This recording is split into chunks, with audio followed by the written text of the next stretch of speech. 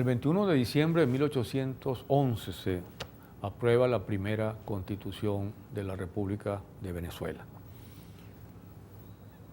El Congreso venezolano, que había reemplazado después de las elecciones a la Junta del 19 de abril, nombró en marzo, una comisión.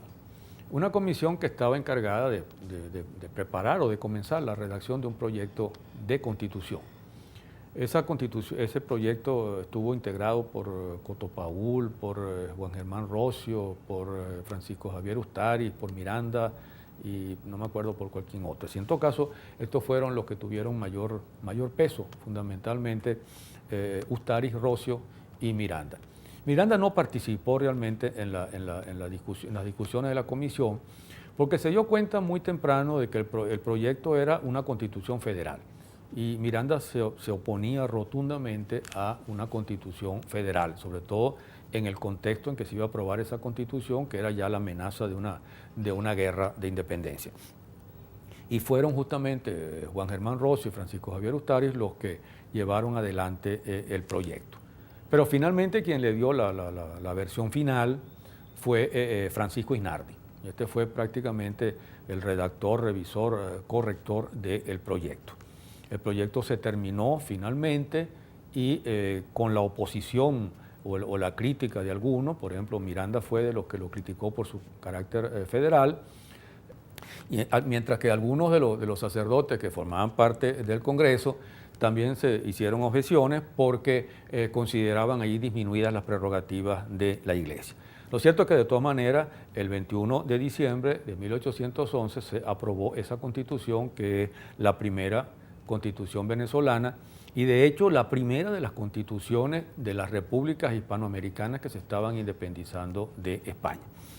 Esa constitución sin duda fue un documento sumamente importante, incluso con muchas cosas revolucionarias para su época, para su momento.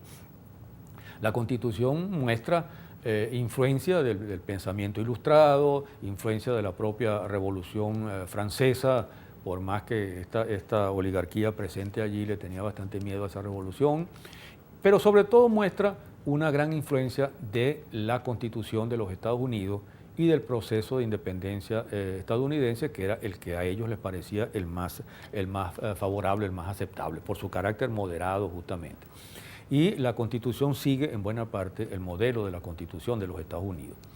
La Constitución parte de los principios de igualdad, de propiedad, de seguridad, y una de las cosas interesantes que plantea es que plantea allí la igualdad de todos los venezolanos como ciudadanos. Y eso en 1811 no deja de ser algo profundamente revolucionario, sobre todo viniendo, como se venía, de una sociedad de castas donde las diferencias sociales eran prácticamente hereditarias o en buena parte hereditarias. Es decir, una constitución muy revolucionaria en ese sentido.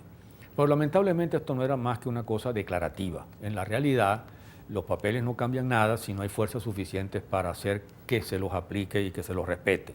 Y la idea también de los criollos no era precisamente dar la vida por esa igualdad. De tal manera que la igualdad no pasó del plano declarativo. Y es más, en la propia Constitución se establecen a la hora de fijar los mecanismos para la designación o para la elección de los poderes, criterios que limitan con esa igualdad o chocan con ella. Es decir, el sistema electoral que se establece es un sistema censitario. Un sistema censitario significa que ese sistema parte de que los ciudadanos tienen que disponer de un censo de bienes, y ese censo de bienes, que tiene que ver también con la educación, establece prioridades para que quienes tienen justamente la condición fundamental de electores, sobre todo para las etapas más decisivas de la elección, y quienes pueden ser electos para los cargos, son aquellos que por un lado saben leer y escribir y tienen cierta educación, y por otro lado que tienen un determinado nivel de ingresos, medido pues en cifras monetarias. Eso excluía fundamentalmente a la gran mayoría de la población, que por supuesto no sabía leer y escribir y además no tenía ingresos suficientes. O sea, la estructura ya de la Constitución era una estructura elitesca y en eso seguía también de alguna forma el modelo de los Estados Unidos. Aparte de eso, copiaba el modelo de los Estados Unidos, teniendo un Congreso con 2 cámaras y también un poder judicial que era electo por los 2 poderes anteriores, algo que no ha cambiado mucho en los 2 siglos que van.